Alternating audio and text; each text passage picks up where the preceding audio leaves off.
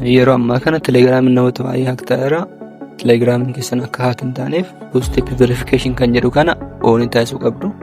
Namoonni hin beekne isteeppii kana hordofaa gadmaan. Jalqaba irratti piroofaayilii keessan seentu. Seetingii jala seentu. Privacy and security kan jedhu tuqxu. Two-step verification kan jedhu tuqxu. Set password. Password indageenni galchitu. Passwordicha irra deebitanii galchitu.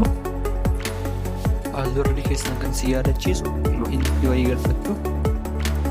Sana booda email keessan galchitu. Then verification koodiin email keessan irratti isin gala. Gmail keessan jala deemuudhaan koodicha qabattanii dhuftanii galchitu. Murameera. Kan biraa linkiiwwan adda addaa telegiraamdhaan isinitti argaman calleessanii irratti hin tuqinaa. Akkaawuntii namoota baay'ee haala gochaa kan jiran karaa linkii erguudhaan waan ta'eef sabiskiraayib gochuun faamilii keenya ta'a. Telegiraamii keenyas immoo jooyin gochuun dagatina. Galatooma.